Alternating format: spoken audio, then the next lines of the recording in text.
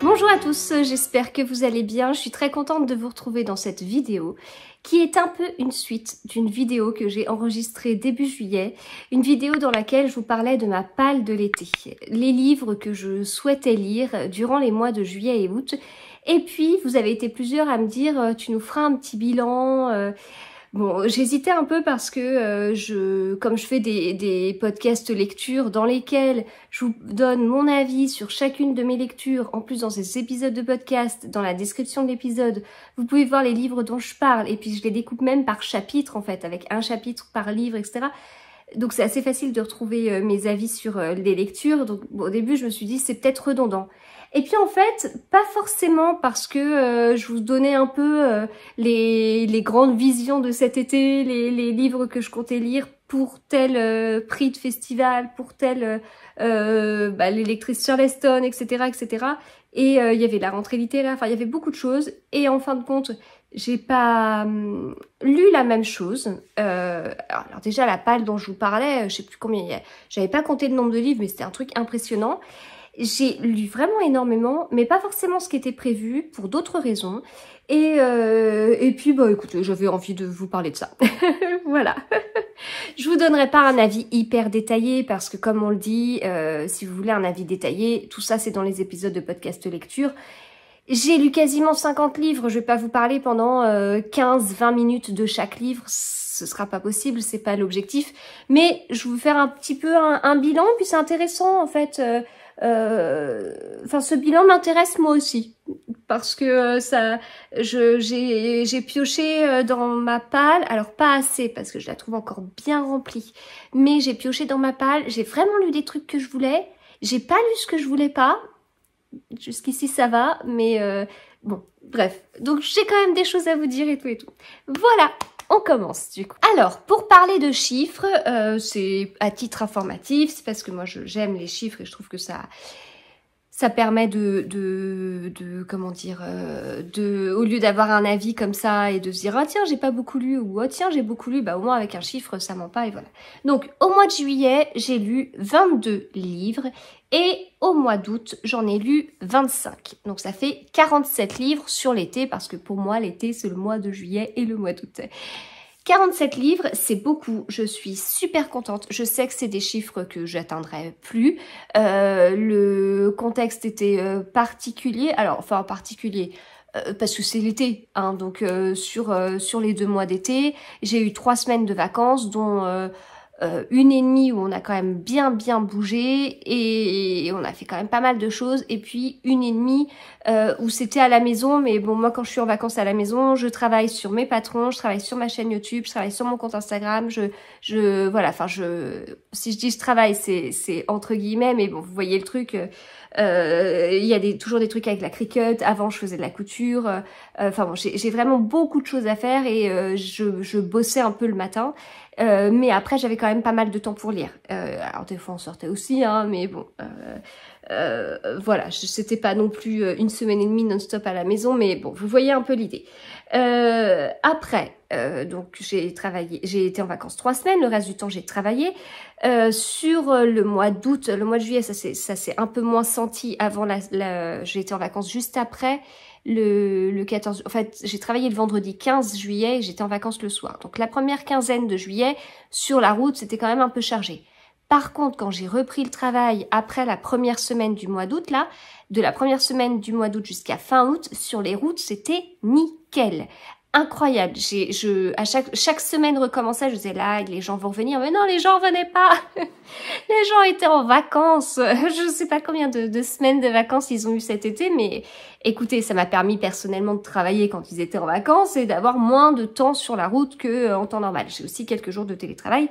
Donc en fait, j'ai aussi gagné du temps. Ça, je vous l'avais déjà expliqué. J'ai gagné du temps par rapport là, sur le mois de septembre, je sais que je vais repasser à 3 heures de temps de trajet par jour. Là, j'étais à, je vais pas dire 1 heure, mais j'étais à 1h15 quoi par jour. Donc ça fait quand même une sacrée différence. Et donc, c'est moins de temps, je me lève plus tard, donc je me couche plus tard, donc je lis davantage. Enfin, voilà. Et en revanche, il y avait moins de livres audio. Mais bon, là sur les 47 livres, il y a quelques livres audio, mais il y en a pas tant que ça. Et sur les 47 livres, c'est pas non plus que des livres tout fins, il y a aussi des pavés. Donc Donc je sais que c'était un peu particulier, je suis extrêmement contente. Le seul truc c'est que je pense avoir eu un peu cet effet oh c'est trop bien, je lis quasiment un livre par jour, trop bien, donc j'en achète. Et je pense que j'ai quand même un peu acheté, j'ai acheté des choses que j'ai lues dans la foulée, mais ça veut dire que ça fait du +1 dans la palle, -1 dans la foulée, mais je baisse quand même pas ma palle, hein. Donc c'est peut-être ça aussi l'effet sur la palle. Si je dois résumer mes lectures de cet été, on est sur du policier et du thriller. C'était prévu parce que je participais au prix du festival Sans Nom, qui est le festival Sans Nom se passera à Mulhouse au mois d'octobre. Et je fais partie du jury du prix Polar, je sais plus comment ça s'appelle exactement. Hop, ça doit être écrit, le prix du meilleur polar. Voilà. Organisé par les éditions Point. Le prix du meilleur polar, il faut rendre son avis d'ici la fin de l'année, mais j'avais 6 livres déjà dans ma palle, qui m'avaient été envoyés par les éditions Point. Je n'en ai lu qu'un. Les livres pour le prix du festival Sans Nom, il y en avait 8, j'en avais déjà lu un, donc j'en avais 7 à lire, j'ai lu les 7, mais j'ai lu tous les livres précédents parce qu'il n'y avait pas que des tomes 1, loin de là, donc j'ai rattrapé cet été 5 livres. Donc je trouve que pour le prix du festival Sans Nom, j'ai lu ces 5 livres plus les 7, donc ça fait 12 livres juste pour ça. Ce qui est pas mal, hein, quand on lit pas 47 livres sur 2 mois, 12 livres pour ça, ça peut être assez conséquent. Et puis après, alors rentrée littéraire, il y a quasiment rien eu parce que ça a été pour moi une succession d'abandons. Donc ceux dont si vous voulez savoir ce que j'ai abandonné, vous pouvez aller sur Babelio, c'est indiqué dans mes abandons. Sinon, vous pouvez vite voir ce que j'avais indiqué dans ma palle de l'été et qui est pas là. Et puis après, j'ai fini la série Blackwater. J'ai lu des comédies romantiques de Noël parce que j'en avais à lire pour mon année de lectrice Charleston. Et puis bah, voilà, des épreuves non corrigées Charleston aussi. C'était la fin de l'aventure. Donc là, l'été, donc pour moi du 1er juillet jusqu'au 31 août, arrivé au 31 août, j'ai fini les livres pour le prix du festival Sans Nom, j'ai fini la série Blackwater et j'ai fini mon aventure lectrice Charleston. C'était déjà beaucoup. Voilà, donc quand je dis principalement des policiers et des thrillers, eh bien écoutez, sur 47 livres, là j'en ai 11, 15, 20... 25, 26, 27 sur les 47 livres, j'ai 27 policiers et thrillers. Ah, c'est pas mal quand même, je pensais plus, mais c'est pas mal. Alors, là, je vais commencer par vous parler de ceux-là, et puis après on parlera du reste. Alors, dans les policiers et les thrillers, j'ai mis Cozy Mystery, mais en fait, Cozy Mystery, j'en ai pas 50, j'en ai un. J'en ai un, c'est le 3e tome des Thé meurtriers d'Oxford, qui est l'une de mes séries de Cozy Mystery préférées. Donc là, ce que j'ai, c'est la version auto-éditée, mais les 2 premiers tomes sont sortis chez City. C'est vraiment une excellente série de Cozy Mystery qui est vraiment très bien faite, qui se lit tout seul. C'est un vrai petit bonbon. J'ai été trop contente de lire ce 3e tome. Le 4e est déjà sorti, mais il faudrait que je l'achète. J'ai reçu les 3 premiers en service presse. Mais vraiment, très très bonne série de Cozy Mystery que je vous conseille. J'ai lu un thriller, mais comment dire, il fait penser à des Guillaume Musso. Alors je sais pas si on peut mettre les Guillaume Musso dans la catégorie thriller. C'est le 2e livre de Mark Miller, Sur la route de Key West. J'avais beaucoup aimé Minuit New York, dont on voit la couverture ici, qui est sortie chez Pocket. Et dans ce livre, je trouve qu'on a tous les ingrédients d'un livre à succès, et ça en fait un livre à succès. Un livre que moi je dévore, que j'ai adoré. Il y a peut-être un côté facile, mais en même temps, ça se lit vraiment bien. C'est assez prenant. On n'a pas 50 personnages. Je sais pas comment dire. Il y a un côté... Oh, il y a des choses qui sont difficiles dans ce livre et pourtant ça fait un peu lecture doudou. Enfin, avant de commencer ce livre, je savais que je l'aimerais, je l'ai aimé et donc voilà, je suis assez contente. Donc si vous connaissez pas Mark Miller, je peux pas vous en dire beaucoup plus parce que c'est un auteur secret, personne ne sait qui il est. Mais en tout cas, son premier livre a été excellent pour moi et il n'y a pas de suite. Là, je vous parle du premier livre puisqu'il est sorti en poche, alors que ce livre est sorti chez XO il n'y a pas très longtemps. J'ai préféré celui-ci à Minuit New York, mais sachez que le premier, il est sorti en poche. Alors, dans mes lectures, eh bien, forcément, il y a eu 2 Agatha Christie, puisque je participe au challenge Read Christie 2022. Donc, chaque mois, il y a un thème. Et j'avais prévu de lire sur le mois de juillet Le Major parlait trop. C'est un Miss Marple que j'avais déjà lu. C'est une relecture, mais très bon Miss Marple. Miss Marple elle part aux Antilles, donc c'est assez original. C'est un livre qui a été écrit en 1964. Ça se sent vraiment dans l'écriture d'Agatha Christie. On sent qu'on est sur un livre plus moderne que les tout premiers qu'elle a pu écrire. Tout premier qu'elle a écrit, c'était avant les années 1920. Donc voilà, l'écriture évolue. Enfin, Agatha Christie, elle a commencé à écrire pendant la Première Guerre mondiale, puis elle a vécu la Seconde Guerre mondiale, puis il y a eu la guerre froide, et il y a eu tellement de révolutions, et notamment sur la position de la femme, enfin, donc que son écriture évolue, c'est tellement logique vu tout ce qu'elle a, vu toutes les époques qu'elle a vécues, et Miss Marple évolue aussi, et c'est un petit régal, ce livre, je l'ai dévoré, je l'ai adoré, je l'ai lu au bord de la piscine, et c'était trop bien.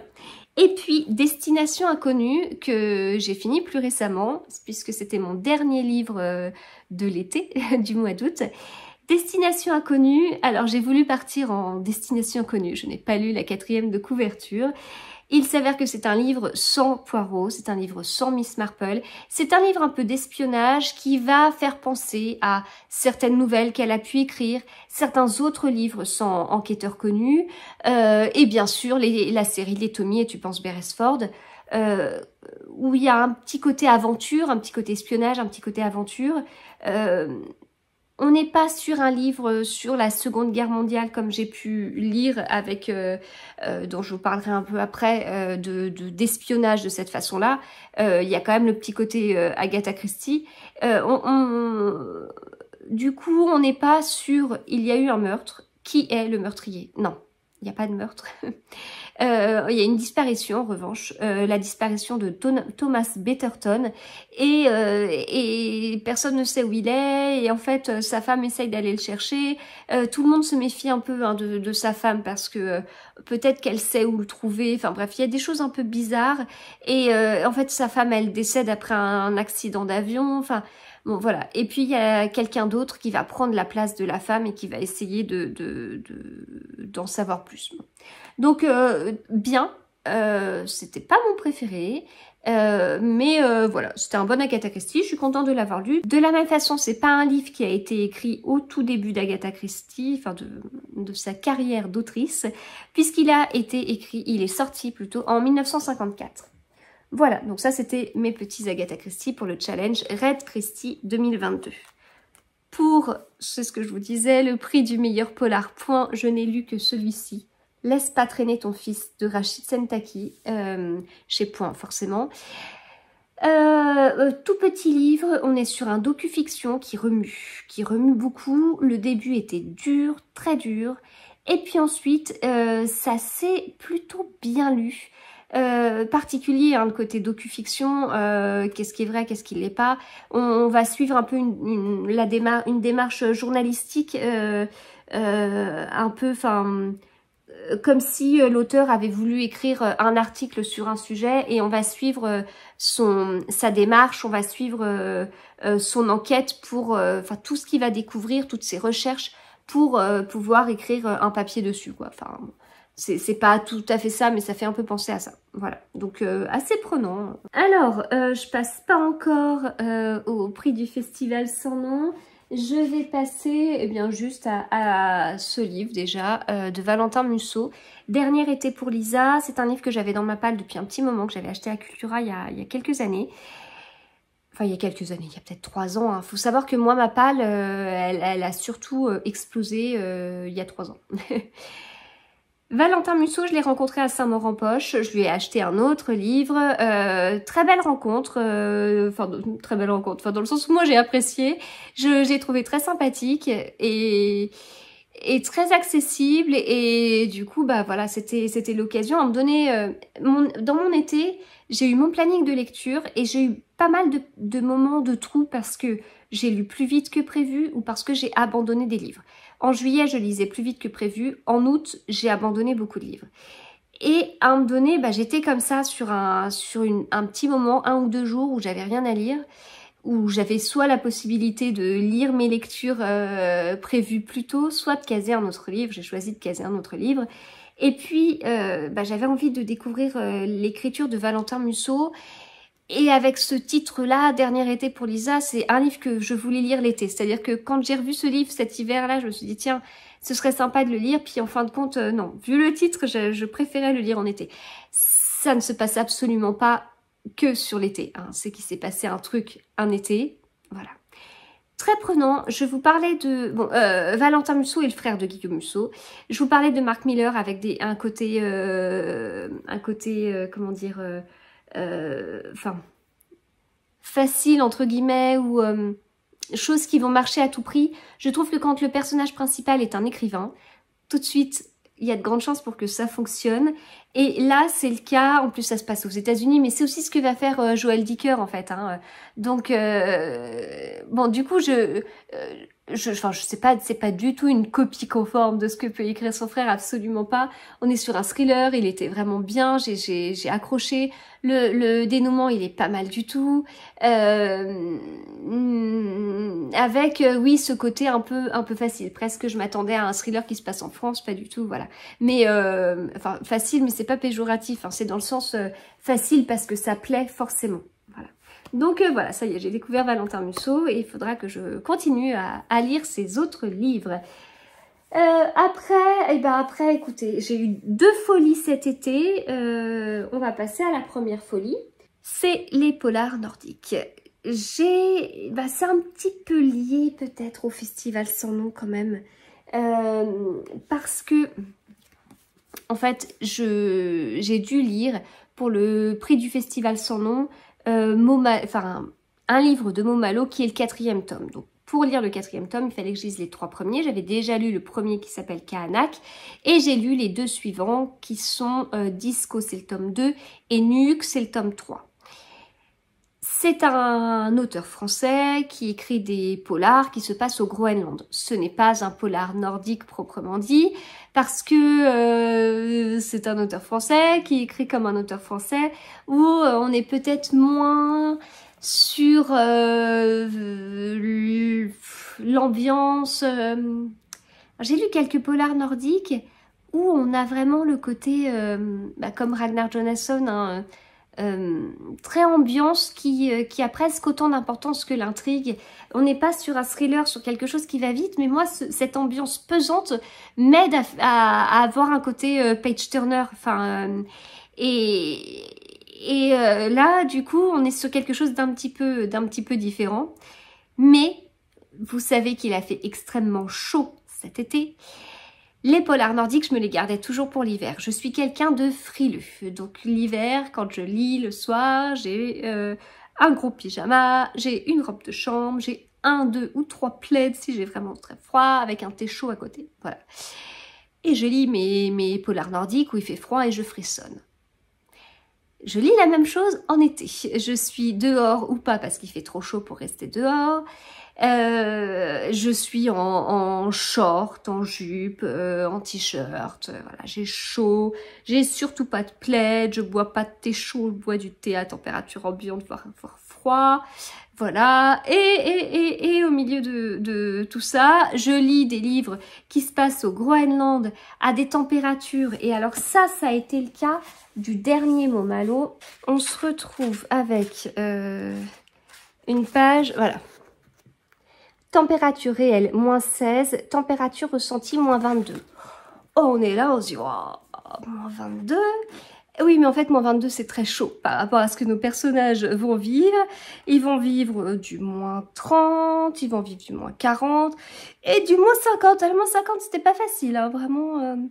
Et ben, au final, je pensais pas que j'aurais dit ça il y a quelques temps parce que j'aime lire les livres un peu... J'aimais lire les livres par saison. Ça n'a pas du tout été le cas cet été puisque j'ai lu des polars nordiques et des comédies romantiques de Noël. Mais en fait, je trouve que c'est pas mal du tout de lire un petit polar nordique l'été. C'est rafraîchissant en fait. Et voilà. Donc en fait, moi je suis contente. J'aime les polars nordiques et donc je peux en lire toute l'année. Avec grand plaisir. Voilà, donc j'ai fini la série Kahanak de Momalo. Hop, celui-ci, 4e tome pour le prix du festival sans nom. J'avais bien aimé le premier, j'ai bien aimé les suivants. On a quand même un certain rythme. Je crois que les chapitres sont plus courts dans le dernier, de mémoire, ou en tout cas c'était une impression. J'ai lu le dernier en version grand format chez La Martinière. J'ai lu les premiers chez Point. J'ai beaucoup aimé lire ce format-là. J'aime beaucoup les livres de La Martinière. C'est La Martinière qui édite aussi Ragnar Jonasson. Et j'adore en fait. C'est ce que je vous avais dit dans un épisode de podcast. C'est illogique. Ce que je vais vous dire, mais j'ai l'impression que je lis les livres de La Martinière plus vite que s'ils sont chez Point. Donc j'ai eu une impression de chapitre plus court. Les dénouements sont pas mal du tout, etc. Mais je pense que j'ai lu peut-être la série un peu trop vite et je me suis un petit peu lassée du personnage de Kahanak. Il est pas tout gai, hein. Il est pas tout gai. C'est un Danois, Kahanak, qui au final travaille au Groenland, qui est inspecteur, hein, qui est en charge de tout ce qui est crime au Groenland. Je crois, nommé chef de la police locale au Groenland. Il est pas tout gai, il a pas c'est pas un optimiste de première, il respire pas la joie de vivre. Après, il est attachant, mais bon, voilà, c'était peut-être trop, je sais pas, mais quoi qu'il en soit, si j'avais pas eu à lire le 4e, là, j'aurais voulu le lire, je voulais lire la série, donc c'est chose faite, mais c'est pas ma saga préférée, quoi. Et puis donc là, ce que je vous disais, c'est que sur la fin de l'été, j'ai eu envie de lire d'autres polars nordiques. Alors, j'en ai acheté, j'en ai dans ma palle, parce qu'à la fin de l'été, là, vu que je lisais si vite, comme je vous disais, je n'ai pas hésité à acheter des livres, mais maintenant que c'est plus l'été et que je vais retrouver 50 000 personnes sur la route, je pourrais moins lire.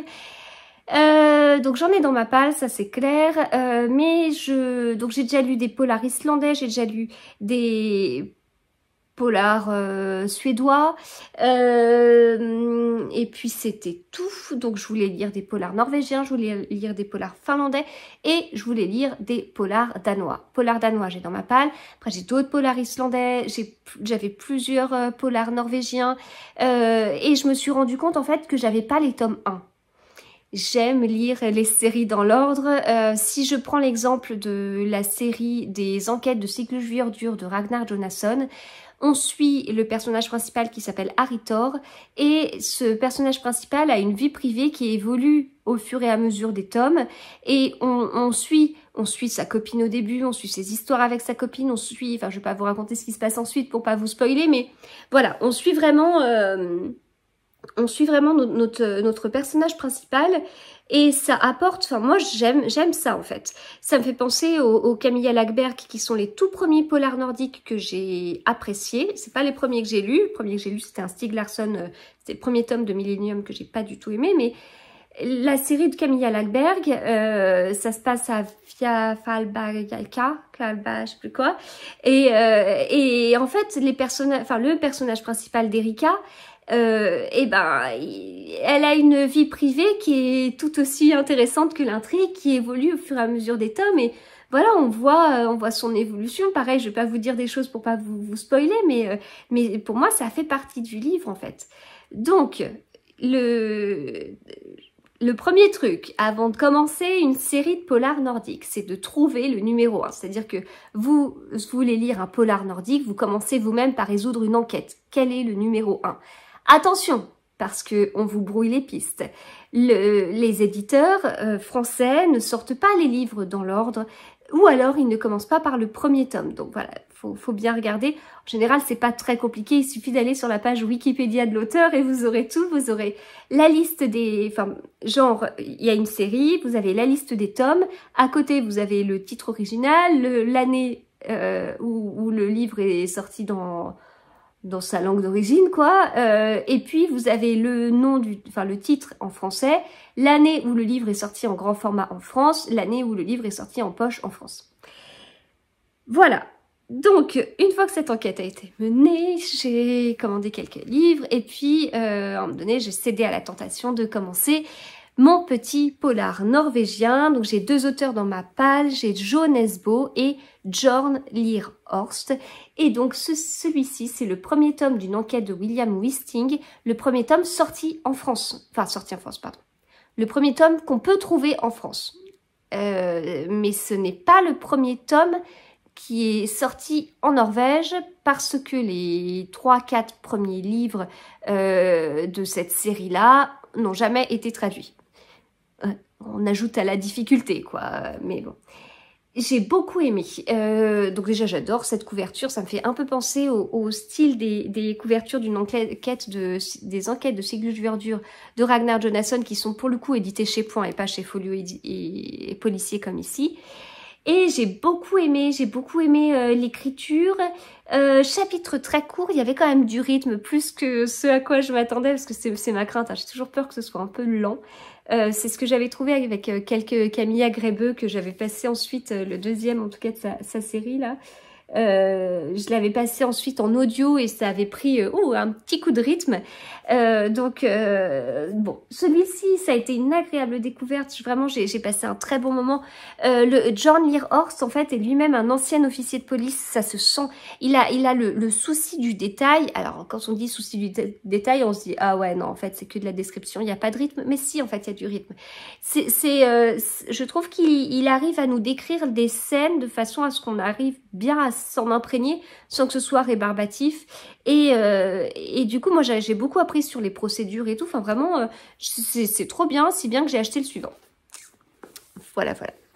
Et dans ma folie, j'ai sorti un polar finlandais que j'avais dans ma palle depuis un petit moment, que j'avais acheté à la Fnac il y a 2-3 ans. Dernier maître jusqu'au cimetière. Alors, ce livre est donc est-ce qu'on peut dire un polar nordique? J'en sais rien. Je trouve qu'il a presque plus un côté thriller. Et moi, ce que j'aime dans le côté polar nordique, en fait, c'est un peu une enquête un peu classique, mais avec l'ambiance et tout. Et un côté un petit peu Agatha Christie, forcément qu'on trouve chez Ragnar Jonasson, puisque l'auteur a traduit pas mal de livres d'Agatha Christie en islandais et que c'est Agatha Christie, son autrice préférée. Là, on est sur un livre nordique loufoque. d'Antti Tuominen. Donc Antti Tuominen, il met dans son livre un personnage qui a 37 ans, qui en fait apprend en allant chez le médecin. Il était malade. Il apprend en allant chez le médecin que ça va pas et que il est en train de se faire empoisonner. Il mène une enquête pour savoir comment ça se fait et compagnie. Alors, il y a du rythme au début. Après un peu moins, puis à la fin le rythme reprend. Il y a un humour noir. Bon, à un moment donné, il apprend que sa femme le trompe. Bon, on l'apprend assez vite. Il réagit pas comme n'importe qui. Il a le côté presque sans émotion et donc le côté froid, peut-être nordique. Mais non, il n'y a pas que ça. Il y a un côté ouais, humour noir, grinçant, une écriture un peu piquante. Bon. Donc au final, j'ai bien aimé. Le dénouement aussi était pas mal, mais c'était assez original et peut-être un peu atypique comme polar nordique. Donc voilà, ça c'était ma folie des polars nordiques. Elle n'est pas finie, hein, elle n'est pas finie ma folie des polars nordiques. Ça a commencé à la fin de l'été. Ça c'était un livre audio que j'ai pas aimé. C'est le livre que j'ai moins aimé cette année. Les vacances d'un serial killer de Nadine Monfils. Voilà, trop déjanté pour moi, trop... Alors, écriture piquante aussi, hein, mais je suis passée totalement à côté de ce livre. Du coup, elle a fait une série de Cozy Mystery sur le peintre Magritte, qui était bien, mais j'ai jamais été au-delà du tome 1. Bon, voilà, je sais maintenant que c'est une autrice qui n'est pas pour moi. Je passe à quoi? Je passe à ma... non, je vais vous parler encore d'un livre. Après, je passe à ma... Non, je vais vous parler encore de deux livres, avant de passer à mon autre folie de l'été. Et après, je passe au livre pour le prix du festival sans nom. J'ai lu celui-ci. La chute de la maison White de Katrina Otey. Alors, ce livre donc, a reçu le grand prix des enquêteurs La Bête Noire. En fait, j'avais repéré ce livre quand il était sorti en grand format. Il m'attirait vraiment beaucoup. J'avais vu plein d'avis, puis il était dans ma wishlist, point. Donc il y a des fois, un livre ne passe même pas par la case wishlist et je l'achète direct. Et lui, il a été dans la wishlist et il y a été longtemps. Je l'ai acheté au Salon Noir sur Ormesson qui a eu lieu au mois de novembre, où j'ai eu la chance de rencontrer l'autrice. J'ai rediscuté avec elle à Saint-Maur-en-Poche, c'était la voisine de Valentin Musso. Mais bon, bah, j'avais pas encore lu son livre et elle a sorti le suivant en grand format. Et puis, je suis tombée sur une chronique d'Aurélie, Délivrez-moi 7, ouais, sur Instagram. Et elle m'a vachement donné envie de le lire, justement, ce que j'ai fait. Et ça a été au-delà de ce à quoi je m'attendais. Il a été... Maintenant, il faut vraiment que je lise son autre livre. Très bon. Ça fait partie de mes meilleures lectures de l'été. On a un côté... on a vraiment un côté, justement, policier classique. Je sais pas si c'est fait partie des contraintes pour avoir le Grand Prix des enquêteurs. Je sais pas du coup si l'autre livre de l'autrice, le deuxième, a ce schéma-là, justement, si elle a gardé ce côté classique. Mais là, j'ai beaucoup aimé. Je craignais, en lisant la 4e de couverture, qu'on soit sur des milliardaires, avec tous les trucs que j'aime pas tout autour de ça, qui partent vite, sexe, drogue, rock'n'roll, voilà. Eh bien, non. En personnage principal, on a un avocat. Le livre est écrit à la première personne. Il se lit super bien. Vraiment, j'ai vraiment accroché. Mais comme je vous dis, une sacrée découverte et couverture magnifique. J'adore, sauf ça. Alors, autre livre, avant de vous parler de ma première folie de l'été. Celui-ci, La clé du sang de Ruth Ware, que j'ai... En fait, c'est le premier livre que j'ai fini en juillet, mais je l'avais commencé au mois de juin. Le mois de juin avait été terrible, j'avais pas avancé énormément. 4e de couverture. Voilà, cette maison de rêve va devenir votre pire cauchemar. On est sur un thriller d'ambiance, un côté un peu inquiétant. C'est pas un page-turner, enfin, c'est l'ambiance qui va amener au page-turner en fait. Donc, et comme moi j'ai lu de façon hachée, je sais que ça m'a un petit peu empêché de bien apprécier la lecture. Mais globalement, j'ai d'autres livres de cette autrice dans ma palle, j'en ai 2 autres et j'ai vraiment envie de les découvrir. Je suis contente de l'avoir découverte avec ce livre dont j'adore aussi la couverture, puisque ici on a le trou de la serrure là qui... Voilà, on comprend mieux avec quand je vous montre qu'avec mes mots. Eh bien écoutez, maintenant je passe à ma première folie de l'été. Alors je me suis réveillée un matin et je me suis dit je veux lire un livre de Franck Tillier. Voilà.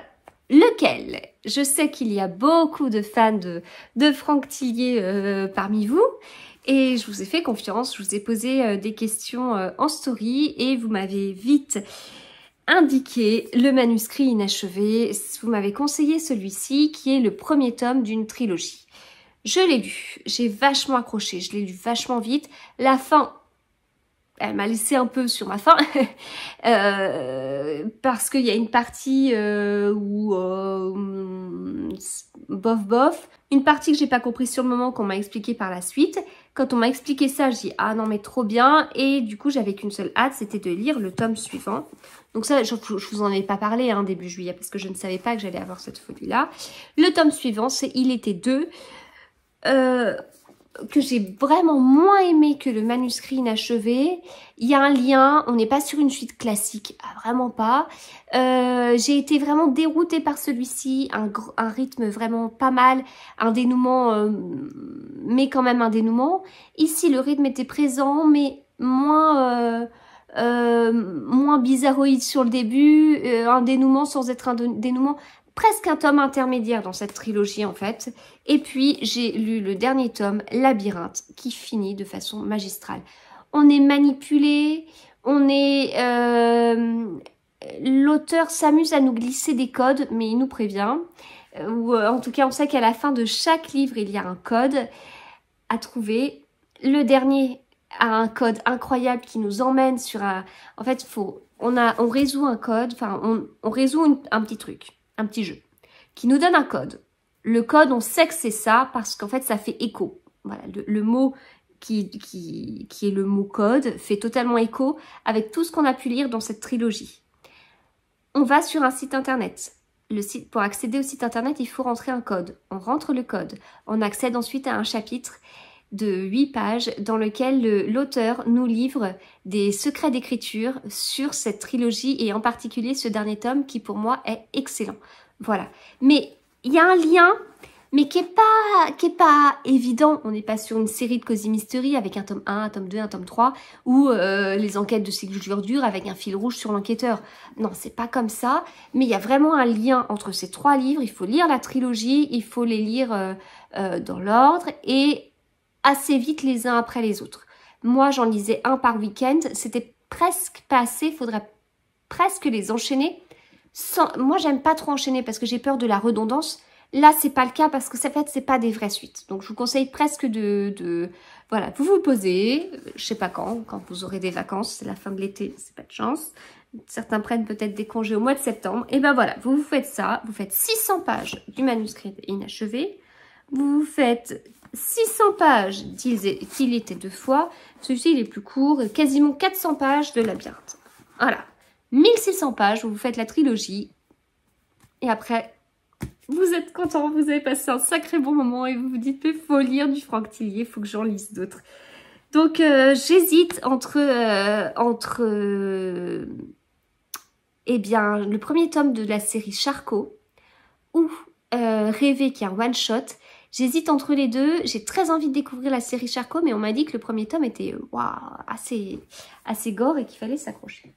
Voilà pour ma folie Franck Tillier. Pour le prix du festival Sans Nom, je devais lire le 4e tome de la série 93 d'Olivier Norek, Dans les brumes de Kaplan. J'avais lu le premier tome, Code 93, mais je n'avais pas lu les tomes 2 et les tomes 3, donc j'ai récupéré ça. Celui-ci, je l'ai lu très vite. Je l'ai lu, mais j'étais pas encore en vacances. Celui-ci, je l'ai lu en Italie et je l'ai terminé alors j'étais sur la plage en Italie. Voilà, ça ajoute des petits souvenirs. Et celui-ci, je l'ai lu alors que j'étais en congé à la maison. C'était la fin des vacances. Territoire. Alors... Code 93, je l'ai bien aimé, mais on était sur de la limite de ce que je pouvais tolérer, apprécier. C'était pas pour moi extraordinaire. Avec le recul, c'est un tome nécessaire, il pose les choses. Bon, il n'est pas que descriptif, hein, mais bon, moi, c'est pas mon préféré. Voilà. Celui-ci, on monte d'un sacré cran. Territoire, il est super bon, il est hyper prenant. Cette série 93, pour les 3 premiers tomes, se passe dans le 93 et Olivier Norek, étant donné que lui-même a travaillé, je sais plus quel était son poste exactement, ça doit être écrit capitaine de police à la section enquête et recherche de la police judiciaire du 93 pendant 18 ans. Donc il connaît un petit peu son sujet, hein, un petit peu beaucoup, et il nous plonge dans ça. Et donc là, avec Territoire, on est sur un bon rythme, on est tout de suite, dès le début. Mais pour lire ça, lisez Code 93 avant, pour apprécier celui-ci, et voilà. On va être globalement sur des émeutes en banlieue, le sujet est intéressant, et puis on est dans un... Enfin, ça me fait penser un peu à Entre deux mondes dans le sens où on a un problème, il y a un problème, et en fait, presque qui n'a pas de solution. Voilà. Et là, les émeutes de banlieue et une façon dont ça peut partir, etc. Enfin, avec un côté politique, j'ai vachement accroché, j'ai beaucoup aimé. Il était pour moi un niveau au-dessus de Code 93. Il fallait vite que je lise Surtension après. Surtension qui est le tome 3. D'ailleurs, je me rends compte qu'il est vraiment plus épais que le précédent. Pourtant, ça se sent pas. Ça se sent pas parce qu'il se lit trop vite. Surtension, il est un niveau au-dessus de Territoire, mais un petit niveau au-dessus, parce que Territoire, il était déjà pas mal du tout.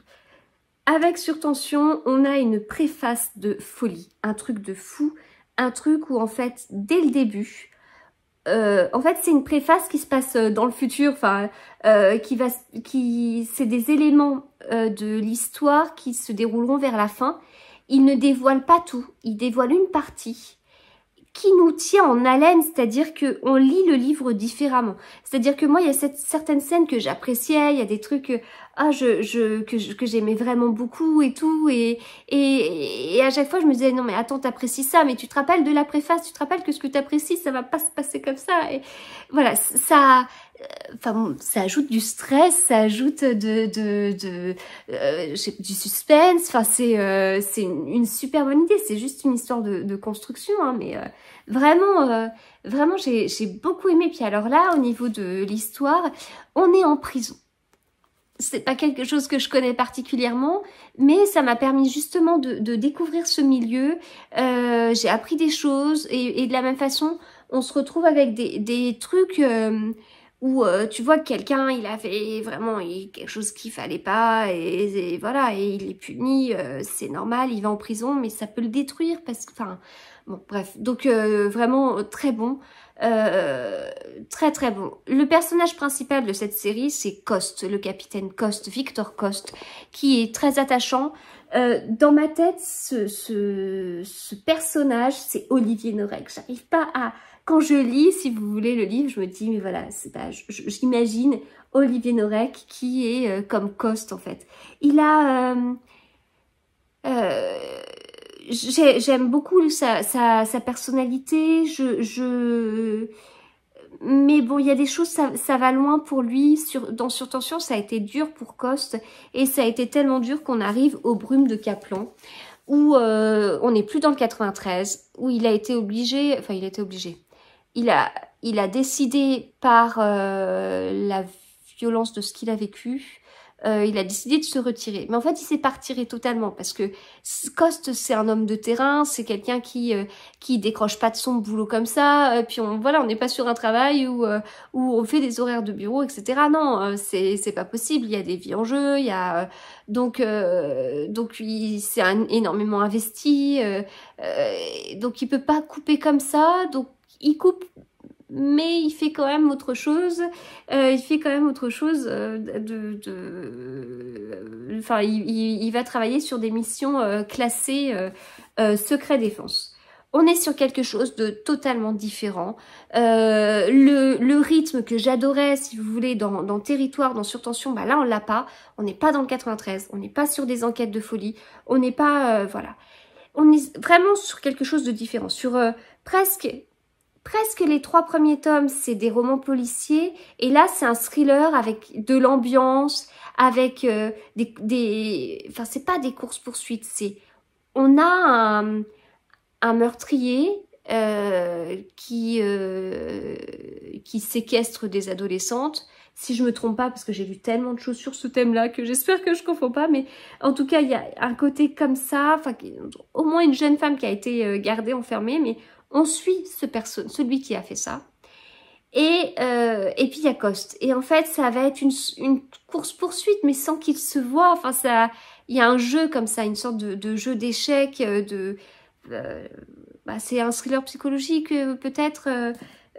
Donc vraiment différent, que j'ai moins aimé, parce que moi j'avais tellement adhéré le début que là, enfin les premiers tomes que j'ai été un petit peu déçue, parce que pour moi, Surtension, il était d'un certain niveau, puis je dis, il peut faire mieux. Comment peut-il faire mieux que Surtension? J'ai hâte de voir. Et puis, bah, c'était pas ça, en fait. Voilà. Il s'est écoulé 6 ans entre la fin de la trilogie 93 et ce tome-là. Il s'écoule 6 ans dans la vie de Coste entre la fin de Surtension et ce tome-là. il s'écoule 6 ans entre la lecture des tomes pour les ultra fans, ceux qui suivent Olivier Norac et à fond, et dès qu'il sort un livre, se jettent dessus et le lisent. Il s'est écoulé 6 ans entre l'avant-dernière et la dernière affaire de Coste. Donc avec cette attente, enfin j'ai mis ça sur ce fait-là, mais avec cette attente, ça peut peut-être expliquer aussi que on accepte la coupure ou je sais pas. Moi qui les ai plutôt enchaînés, j'ai été un petit peu déçue. C'est comme ça. Mais bon, en tout cas, Olivier Norac, il m'en reste un dans ma palle à lire. Tous les autres, je les ai lus. Et c'est un auteur que j'aime vraiment beaucoup. Et je ne dis pas ça parce que je suis copine avec Madame Chachali. J'adore vraiment, très très chouette découverte, grâce à NJ justement, et voilà, trop bien.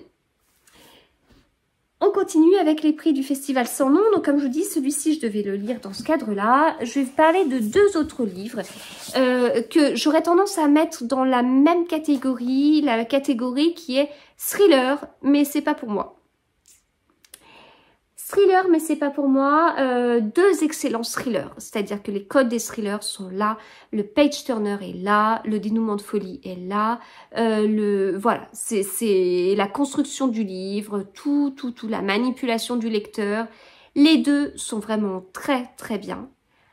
Par contre, c'est pas pour moi parce qu'on aborde des sujets, des choses qui sont pas du tout dans mon domaine de prédilection. On sort de ma zone de confort. Mais c'est sortir de ma zone de confort, sous-entendu, je ne suis pas dans ma zone de confort, je suis dans une zone d'inconfort et je suis pas très bien.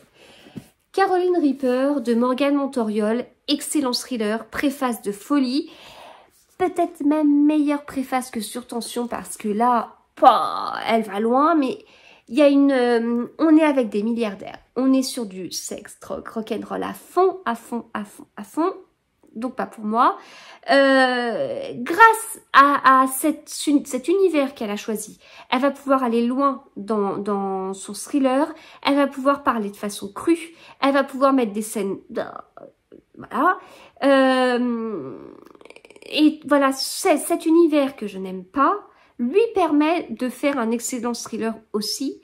Et elle a une écriture incisive, elle a une écriture directe. On est sur un roman choral avec des personnages qui sont dans ce milieu, qui parlent du coup n'importe comment. Et moi, pour lire tout ça, voilà. Mais c'est un très bon thriller.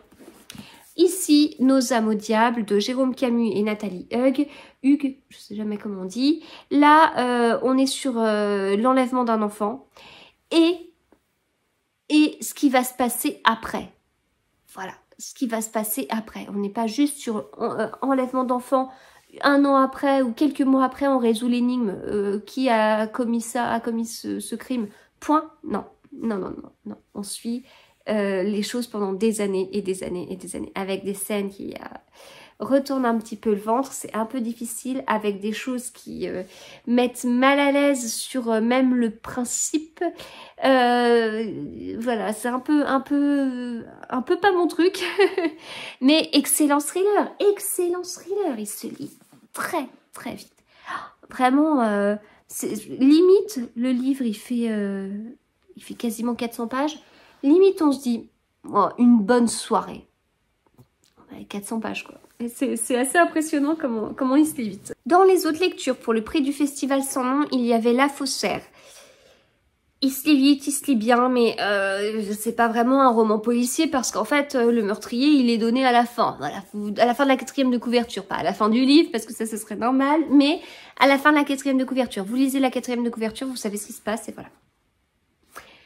On est sur une sorte de docu-fiction en fait, enfin c'est un peu particulier.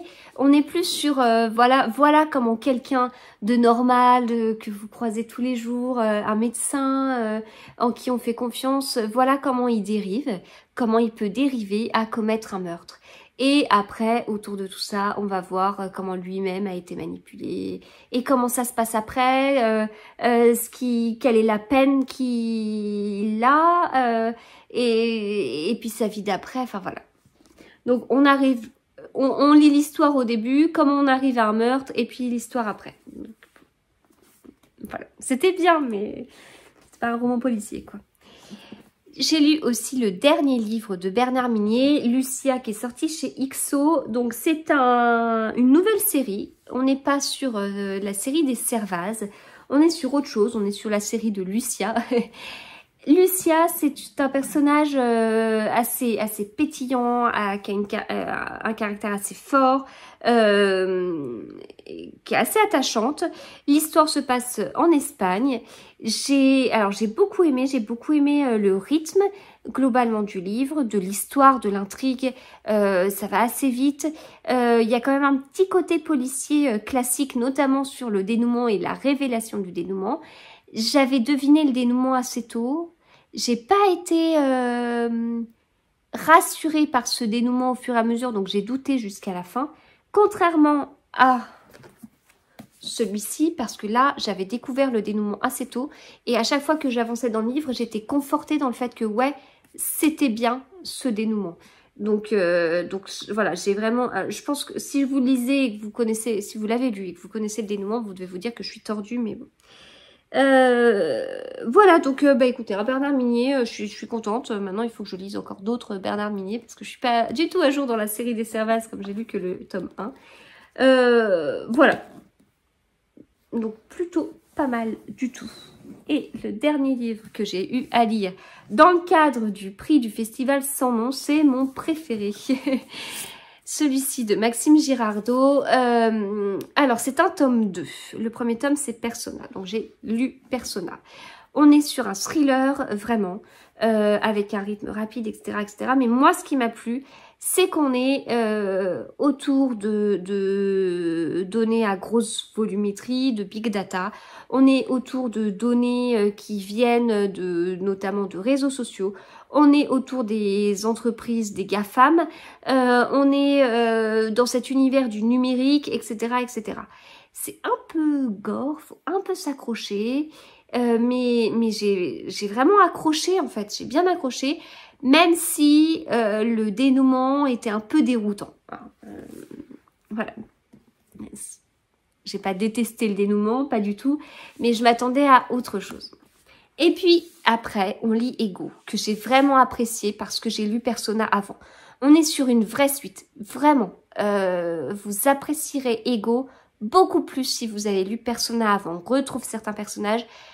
Pareil que ce que je vous disais tout à l'heure, c'est une série où il faut pas lire les tomes à 3 mois d'intervalle. Hein. Mon mari a lu Persona il y a genre 2 semaines. Là, je dis, allez, maintenant, tu passes à Ego. Hein. Donc, dans Ego, on est toujours dans ce milieu des GAFAM, on est toujours dans ces milieux des réseaux sociaux, on est toujours dans un thriller. Il a une construction de folie, ce livre, puisque au lieu que ce soit un roman choral avec le temps qui avance de la même façon pour tous les personnages, non, on est plutôt sur des personnages et avec des ruptures de temps, si vous voulez.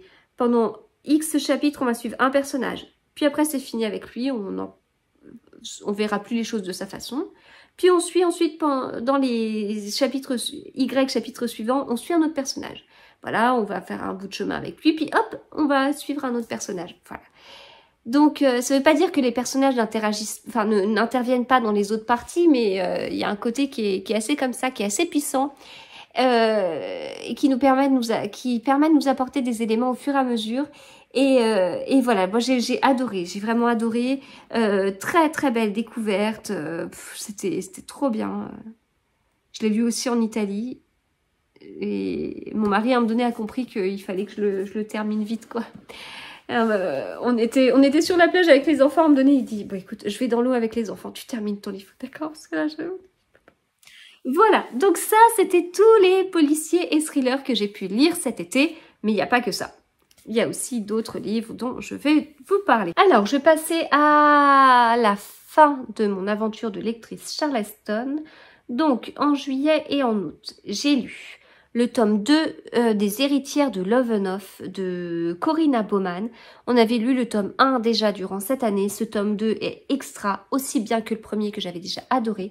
Vraiment très très bon tome. On n'est pas sur une suite classique. Dans le premier tome, on suivait un personnage. Dans le deuxième tome, on suit un autre personnage.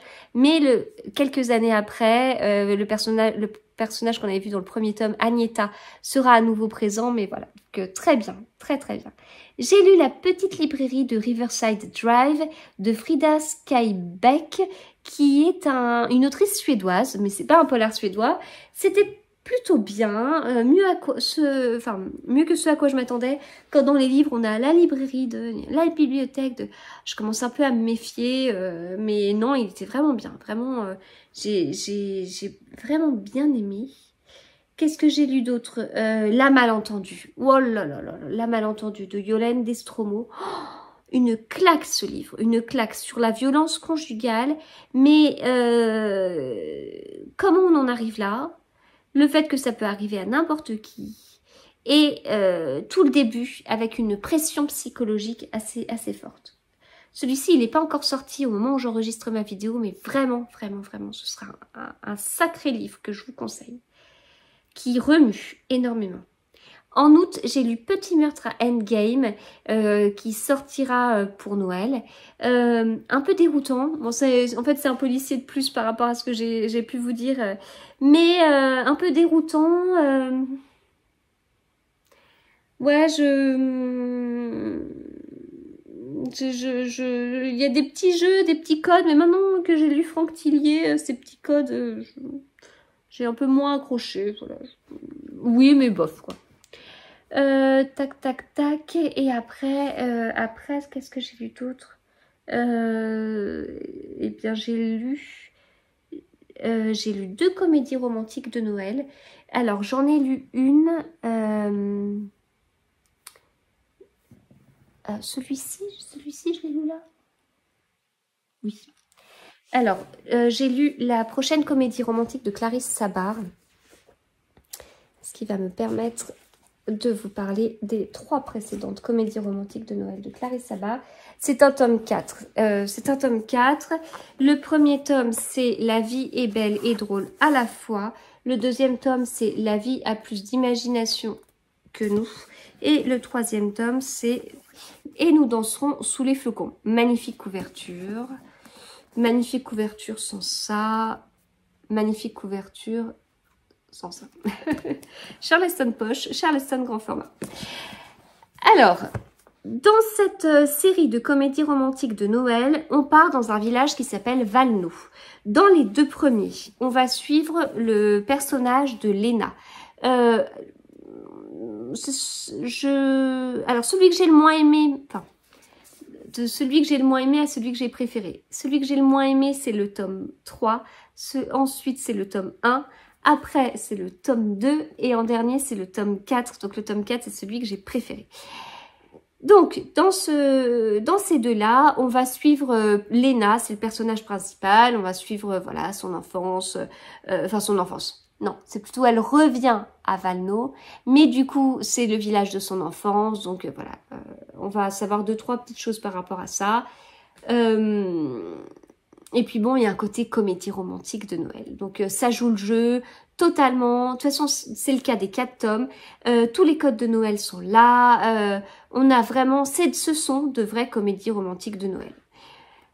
Voilà. Donc le personnage de Léna, assez attachant et tout. J'ai vraiment bien aimé. Dans ce tome-ci, on va suivre Valentine. Valentine qui arrive à Valno. Dans son entourage un peu éloigné, on retrouvera Léna. Voilà, donc ça c'est assez rigolo. Mais c'est un livre que j'ai écouté, c'est un livre audio. J'ai pas forcément accroché avec la comédienne.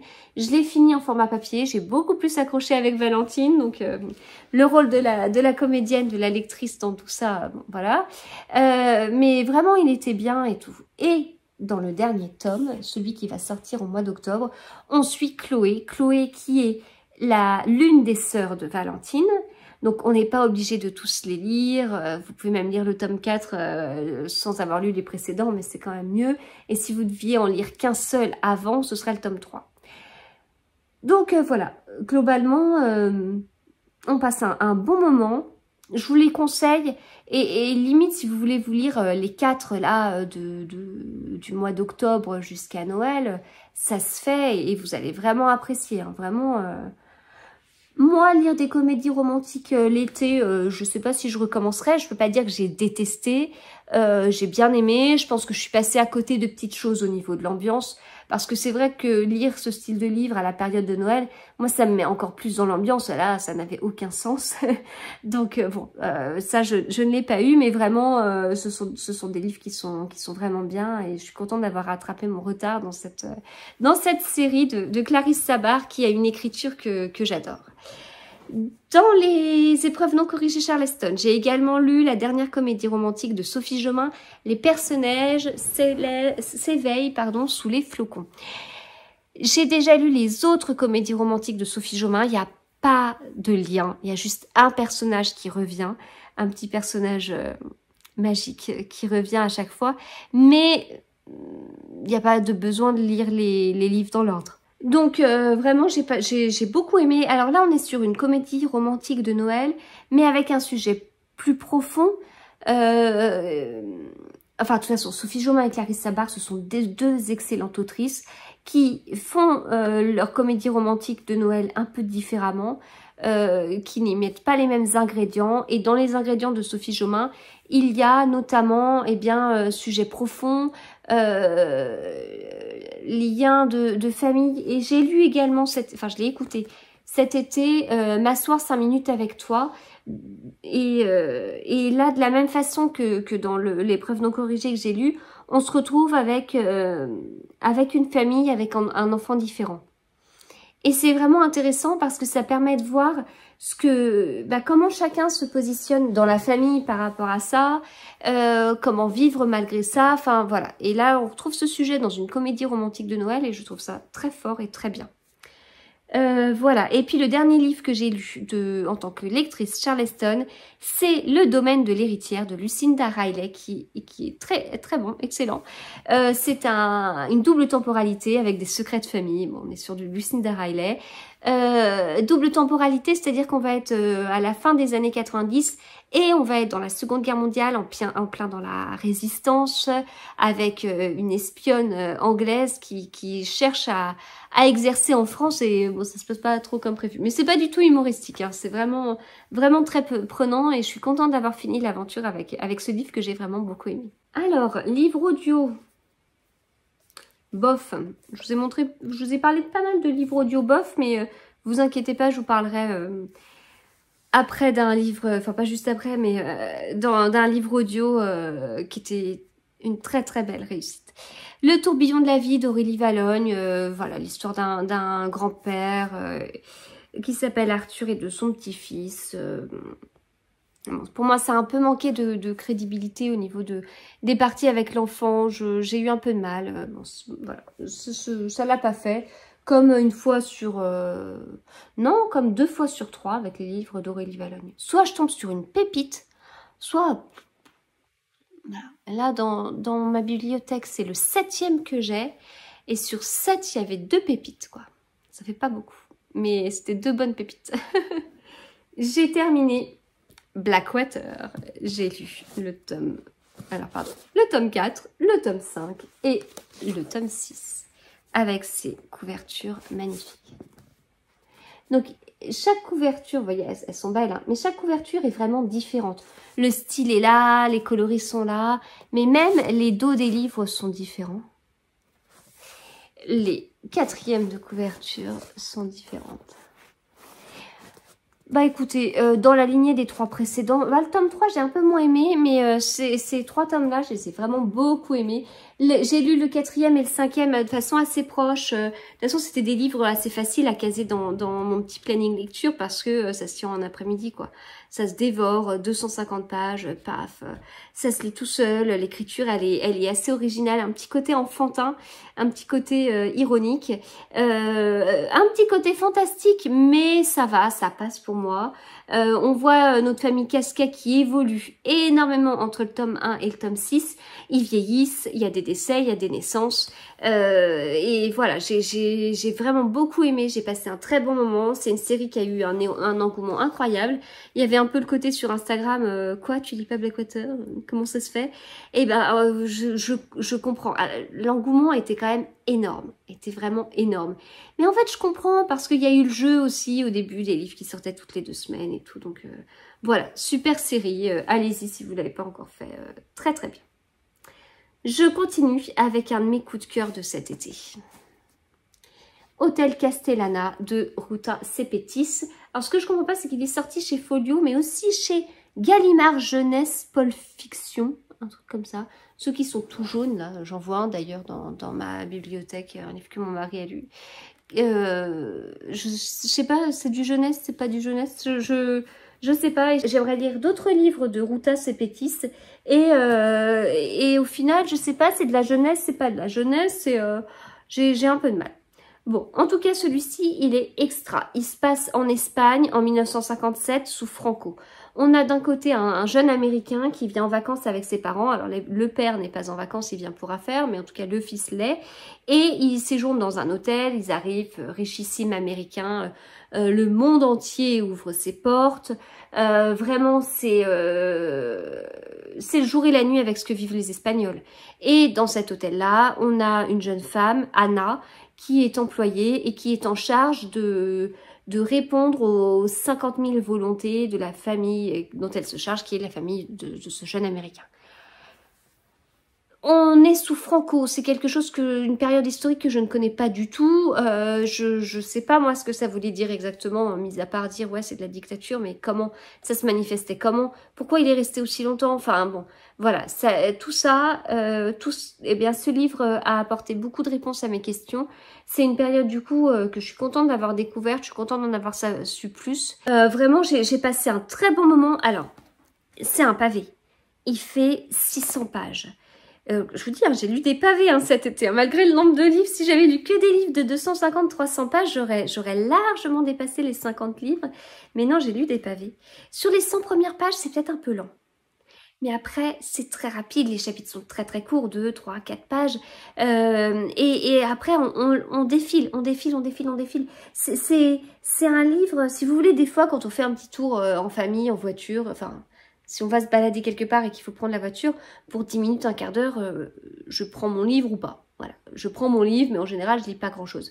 Un livre comme ça, en 10 minutes, un quart d'heure, j'ai lu vachement. Enfin, parce que c'était tellement prenant. Enfin, vraiment, je vous le conseille énormément. Donc, rentrée littéraire Folio. Rentrée littéraire, il n'y a pas eu 50 000 livres que j'ai lus à cette période-là. Alors, non, ça, je vous en ai parlé. Alors, rentrée littéraire, il y en a 2. Il y en a 2 que j'ai lus. Ces 2-là. L'inventeur de Miguel Bonnefoy chez Rivage. C'est un livre très court. On suit Augustin Mouchot. C'est lui qui a découvert l'énergie solaire. Ouais, rien que ça. Ouais. C'est le gars qui a découvert l'énergie solaire. Il a une vie un peu particulière. Il n'a pas une vie sous la lumière, contrairement à ce qu'on pourrait croire. Pas du tout lié à sa personnalité, lié à des malchances, lié à des choses qui se sont pas faites, lié à de la naïveté de sa part. Et il a vécu une vie banale alors qu'il a fait une découverte incroyable. Mauvais partenariat, et une santé assez fragile, même s'il n'est pas mort aussi jeune que ce qu'on aurait pu croire. Vie intéressante, mais surtout c'est l'écriture de Miguel Bonnefoy. Dans une histoire de biographie, il y a quand même la vie qu'on raconte, mais il y a aussi l'écriture qui compte beaucoup, et j'ai beaucoup aimé. Voilà. La revanche des orages de Sébastien Spitzer, dont j'ai été déçue. Sébastien Spitzer, j'ai lu Ses rêves qu'on piétine, qui est une vraie pépite. Je ne vais pas vous en reparler, je vous l'ai déjà dit 50 000 fois. Il a notamment écrit Le cœur battant du monde, qui est dans ma palle, et La fièvre, que j'ai vue lors de la rentrée littéraire 2020. Bon livre qui nous parle d'un sujet très intéressant, puisque il nous parle d'un aviateur américain qui a participé au bombardement d'Hiroshima, et depuis il a une voix dans sa tête qui le fait en permanence culpabiliser de ce qu'il a fait. Il rentre chez lui en héros, mais non, en fait, non, c'est pas comme ça qu'il voit les choses. J'ai bien aimé l'écriture, mais à un moment donné, l'écriture, elle a été trop littéraire pour moi, j'ai été perdue, trop de non-dits, je savais même plus ce dont on parlait, ce dont... Voilà, j'ai été déçue. C'est comme ça. Après, eh bien, j'ai lu le premier tome des chroniques de Bond Street de MC Beaton. Je ne l'ai pas mis dans la catégorie des policiers thrillers, car ce n'est ni un policier ni un thriller. On n'est pas sur une série de cozy mystery, contrairement à ce que l'autrice a pu écrire par ailleurs, comme la série des Agatha Harkness, la série des Hamish Macbeth, la série de Lady Rose. Là, c'est quelque chose d'un petit peu loufoque. En fait, on a 2 tomes dans ce livre et on suit Lady Fortescue, entre autres, qui en fait a un certain rang dans la société, mais elle n'a pas les sous qui vont avec son rang. Elle n'a pas de sous, elle essaye de quémander à droite à gauche, ça marche pas, et puis elle décide au final de louer une partie de son hôtel en s'installant au préalable avec des gens qui vivent exactement la même chose qu'elle. C'était bien, je regrette d'avoir lu les deux parties, les deux tomes l'un après l'autre, parce que je suis peut-être passée à côté de quelque chose, ça a été peut-être, enfin je sais pas. Mais bon, en tout cas, c'était plutôt bien. C'est une autrice que j'aime bien de toute façon. Hein, donc, assez rigolo, personnage attachant, assez rafraîchissant en fait. Non pas parce que ça se passe au Groenland par moins 50 degrés, mais rafraîchissant parce que assez léger et c'est plutôt chouette à lire l'été. C'est peut-être l'une des rares et vraies lectures d'été que j'ai faites cet été. Excellent livre audio, excellent livre audio. Ce livre est peut-être meilleur en audio que en papier. Le guerrier de porcelaine de Mathias Malzieu. Je vous le conseille énormément. Le livre est lu par l'auteur. Il raconte la vie de son père, notamment quand son père était jeune, qu'il a perdu sa mère, sa future petite sœur. Et tout ça se passant sous la Seconde Guerre mondiale alors que son père était pris au front. Très prenant, avec des mots d'enfant qui paraissent tellement crédibles, avec beaucoup d'émotions, avec une écriture poétique. Excellent livre, il faut que je lise d'autres livres de cet auteur, ce chanteur, qui est... vraiment, c'était très bien, très bien. Puis j'avais eu la chance de rencontrer Mathias Malzieu à un salon. Je vous ai pas dit tous les auteurs que j'avais rencontrés, style Momalo, je l'avais vu aussi. Et je termine avec les 12 travaux mythiquement merveilleux de Pernille, de Coralie Collier, aux éditions du Sud-Ouest. Coralie Collier a vécu pas mal de choses dans sa vie. Elle a été comédienne, notamment chanteuse, et elle est malheureusement atteinte d'une maladie inflammatoire qui l'a obligée à stopper un peu son quotidien. Elle est devenue sophrologue et elle a écrit notamment un livre sur sa maladie qui s'appelle Plus jamais seule, quoique, et elle a écrit ce livre qui est sa première fiction. Je craignais un côté un peu, parce on sait qu'il y a des petites doses de sophrologie dans le livre, enfin, je craignais un petit côté moralisateur, un petit côté roman avec du développement personnel, mais moi je suis pas fan de Raphaël Giordano, je suis pas fan de Laurent Gounel, je suis pas fan, voilà, de tous ces auteurs, donc je craignais un petit côté comme ça qu'on ne retrouve pas du tout. Pas du tout. C'est un livre qui fait du bien. De toute façon, c'est dans la collection Feel So Good des éditions Sud-Ouest. C'est un livre qui fait du bien. C'est un livre où, voilà, on a Pernille qui vit à 1000 à l'heure. Elle passe à côté de beaucoup de choses à cause de ça. Et elle va changer sa vie par la force des choses. Et en changeant sa vie, elle va vivre mieux. Voilà. On critique pas ceux qui vivent à 1000 à l'heure, enfin voilà, il y a pas de critique, c'est bien fait. On ajoute des petites doses de sophrologie. Moi, j'ai relevé beaucoup de conseils en citations qui pourront me servir au quotidien. Ça a été une très chouette découverte. J'ai passé un merveilleux moment avec Pernille, un moment mythiquement merveilleux. C'était super sympa. J'ai été agréablement surprise, voilà. Et donc ce livre se termine avec des petits travaux de sophrologie, voilà. J'ai fait un live avec l'autrice qui est sur mon compte Instagram dans la partie des vidéos là. Donc j'ai fait un live avec l'autrice sur Instagram et c'était très chouette. Je la remercie beaucoup d'avoir répondu à mes questions. Et j'en avais fait un aussi avant avec Maxime Girardot et que je remercie aussi beaucoup et voilà. J'ai terminé, mais j'ai quelques questions. Je vous avais proposé de me poser des questions sur Instagram si vous vouliez avant d'enregistrer cette vidéo. Donc je vais reprendre ça tout de suite. Bon, comme je vous ai proposé de me poser des questions juste avant, j'en ai pas beaucoup encore, j'en ai 3. Alors, on m'a demandé si j'étais pas frustrée d'avoir fait des lectures Charleston, des lectures pour des prix, etc. cet été. Non, non, parce que j'ai fait des bonnes lectures. En fait, cet été, bon, donc j'avais un bon programme de policier thriller qui était prévu. Et puis, au bout d'un moment, j'étais dans un moment, enfin, dans des lectures un peu glauques. Oh, je me suis dit, il faut que je sorte de ça, là, ça fait trop, ça agit sur mon humeur, ça agit sur ma façon de penser, c'est pas bon. Je suis sortie de ça. Eh ben ça me manquait, ça me manquait, le rythme me manquait et en fait j'aime lire des policiers et des thrillers. Ça m'a rappelé à quel point j'aimais ce style. Donc merci le prix du festival sans nom de m'avoir rappelé ça. C'est mon style, ça a toujours été mon style. Depuis que je suis sur Bookstagram, je lis autre chose, mais en fait je suis revenue à ce que j'aime et waouh, c'est bien, j'ai fait des belles découvertes, je suis contente. Puis en fait, policier thriller, en fin de compte, c'est un éventail assez large. Hein. On peut avoir du policier classique comme de l'Agatha Christie, on peut avoir du cozy mystery, on peut avoir du thriller très glauque. Donc ça reste assez large. Mais il y a ce rythme qui est là, il y a ce rythme. Et une fois qu'on goûte à ce rythme, bah c'est difficile d'enchaîner avec des livres de la rentrée littéraire. J'en ai abandonné beaucoup, c'est peut-être aussi à cause de ça. C'était pas ce que je voulais, c'était trop lent, c'était trop mou et voilà. Trop littéraire, un peu pompeux parfois. Donc voilà. Donc est-ce que en question j'avais aussi est-ce que les livres certains livres que j'avais prévus m'ont moins plu sur le moment? Ouais, j'ai fait pas mal d'abandons. Donc comme je vous dis, vous pouvez retrouver ça sur Babelio si vous voulez, mais j'ai fait pas mal d'abandons, notamment des livres de la rentrée littéraire. Ça m'ennuie parce que c'est des services presse, je reçois les livres avant qu'ils sortent, enfin même si voilà, vous pouvez trouver pas mal de discours de on reçoit un service presse, ça veut dire que c'est nous le produit, les maisons d'édition, je ne sais quoi. Ouais, mais en même temps, moi je suis contente quand je reçois un livre avant qu'il sorte, c'est juste trop bien. La rentrée littéraire, c'est quand même un sacré truc, un sacré événement, une sacrée communication dessus. Et moi je reçois certains livres avant, je suis touchée. Je lis les livres, j'accroche pas. Et c'est pas ce que je veux lire, j'y arrive pas, j'arrive pas à me concentrer, c'est trop mou.